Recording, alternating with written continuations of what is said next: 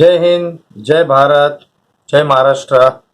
National security and anti corruption crime preventive brigade से मैं Nadeem Khan, all India organiser. सबसे पहले गुड़ी पाड़वा, रमज़ान मुबारक। आप सबको मैं बधाई देता हूँ, ऑल हिंदुस्तानियों को। मैं जो आज एक मुद्दे पे बोलने जा रहा हूँ, यह है तो जात पर, लेकिन जातवात नहीं है, ठीक है ना। ये हिंदुस्तान है और हिंदुस्तान में चाहे मुसलमान हो चाहे हिंदू हो, अगर जात पर किसी ने कमिटमेंट किया तो वह हिंदुस्तान का दुश्मन है, हमारा दुश्मन है। नरसिंह नंद, उसने इस्लाम के ऊपर, मोहम्मद सल्लल्लाहु अलैहि वसल्लम पर बहुत बुरे कमिटमेंट किए और मौलाना लोग ने भी उसके खिलाफ, बहुत से लोगों ने आवाज उठाई। लेकिन मैं इस्लाम के ऊपर ये बात लेके नहीं बोलूंगा। मैं इसलिए नहीं बोलूंगा क्योंकि मेरे को हिंदुस्तान भी बहुत प्यारा है। ये हिंदुस्तान हमारा है। और कुरान के बारे में उसने कहा कि एक जिहादियों की किताब है, ये गुंडागर्दी की किताब है कुरान।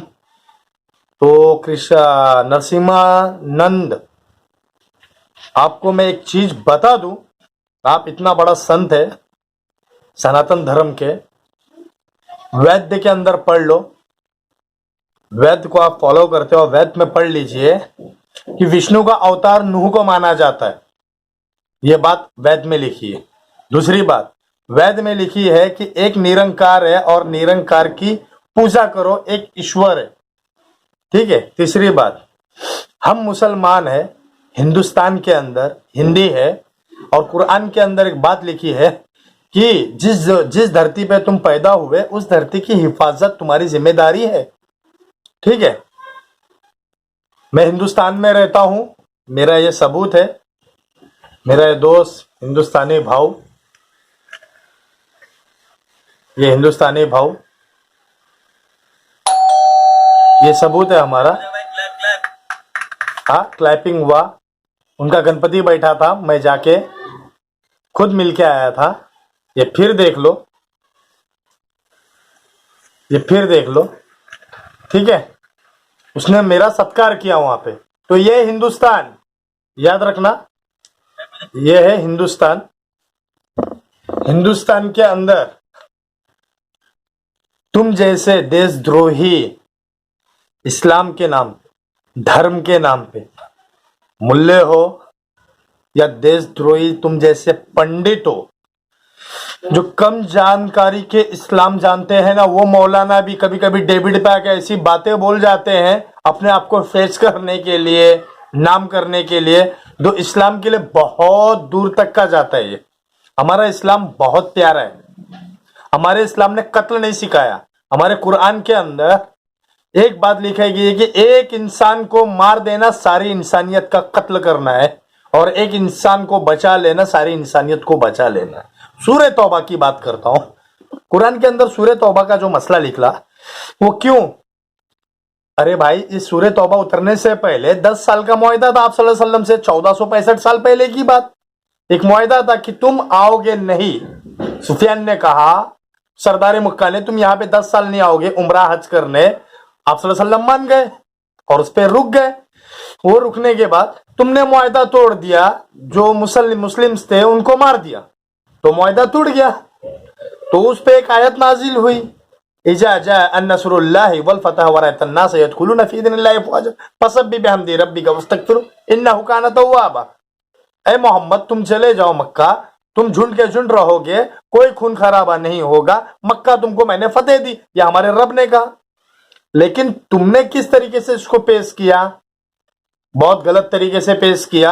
ये इस देश के अंदर हिंदू रहते हैं, मुस्लिम रहते हैं, क्रिश्चियन रहते हैं, और ये जो हमारी संस्था है national security and anti corruption crime preventive brigade, ये जो है एक एकता की संस्था। इसमें हिंदू है, मुस्लिम है, सिख है, ईसाई है, हर एक जात के लोग अपने धर्म को बाजू में रख के इंसानियत का धर्म निभाते और इंसानियत का काम कर दे।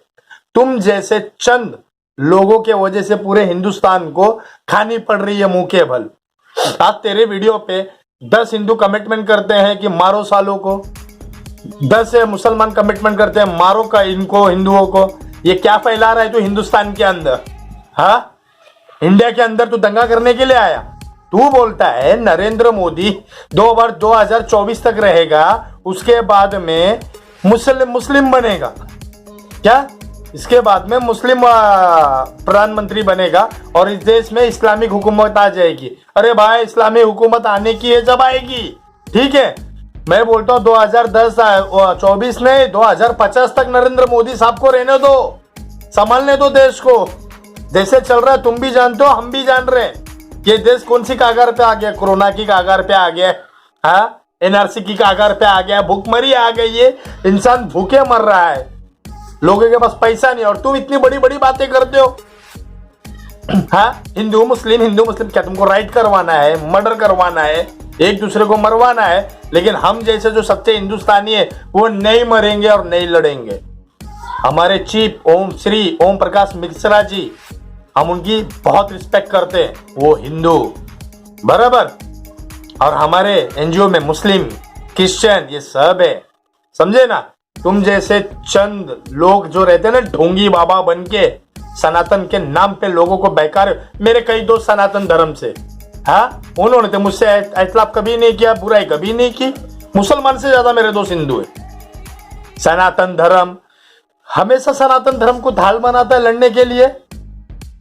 हिंदुस्तान के सभी जनता से मेरी हाथ जोड़ के एक रिक्वेस्ट है कि ऐसे ढोंगी बाबाओं की बातों को ना सुने, आप समझे इनको, ठीक है। हिंदुस्तान के अंदर जैसे टेररिज्म के खिलाफ मैं हूं, पाकिस्तान के खिलाफ मैं हूं, वो हमारे यहाँ पे टेररिज्म फैलाता है, मैं उसके खिलाफ हूं, ठीक है। उस तरीके से हम में से भी कुछ लोग होंगे मौलाना, इनमें से भी कुछ लोग होंगे हिंदू, जो मुसलमान के नाम पर और हिंदू के नाम पर धर्म की जातवाद की दंगाई फैलाने की बातें करते हैं। आप इन बातों के ऊपर बिल्कुल ध्यान ना दें, कामकाज में ध्यान दें।